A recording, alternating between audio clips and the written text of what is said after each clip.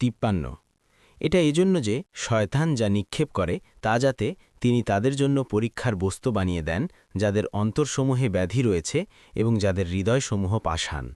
আর নিশ্চয় জালিমরা দুস্তর মতভেদে লিপ্ত রয়েছে 54 এটা এজন্য যে যাদেরকে জ্ঞান দেয়া হয়েছে তারা যেন জানতে পারে যে এটা অবশ্যই তোমার রবের পক্ষ থেকে সত্য অতঃপর তারা যেন এর প্রতি ঈমান আনে এবং তাদের অন্তর যেন এর প্রতি অনুগত হয় আর যারা ঈমান এনেছে নিশ্চয় আল্লাহ তাদেরকে সরল পথ প্রদর্শনকারী 55 আর যারা কুফরি করে তারা এতে সন্দেহ পোষণ করতে থাকবে যতক্ষণ না তাদের নিকট আকস্মিকভাবে কিয়ামত এসে পড়বে অথবা তাদের নিকট এসে পড়বে এক বন্ধ্যা দিনের আযাব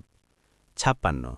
সেদিনের বাদশাহী আল্লাহরই তিনিই তাদের মধ্যে বিচার করবেন সুতরাং যারা ঈমান আনে ও সৎকর্ম করে তারা নিয়ামতপূর্ণ জান্নাতসমূহে অবস্থান করবে 57 আর যারা কুফরি করে এবং আমার আয়াতসমূহকে অস্বীকার করে তাদের জন্যই রয়েছে অপমানজনক আযাব 58 আর যারা আল্লাহর পথে হিজরত করে অতপর নিহত হয় কিংবা মারা যায় তাদেরকে অবশ্যই আল্লাহ উত্তম রিজিক দান করবেন আর নিশ্চয় আল্লাহই সর্বোৎকৃষ্ট রিজিকদাতা 59 তিনি অবশ্যই তাদেরকে এমন স্থানে প্রবেশ করাবেন যা তারা পছন্দ করবে আর আল্লাহ তো নিশ্চয় মহাজ্ঞানী পরম সহনশীল 60 এটাই প্রকৃত অবস্থা আর যে ব্যক্তি নিপীড়িত হয়ে তার সমপরিমাণ প্রতিশোধ গ্রহণ করে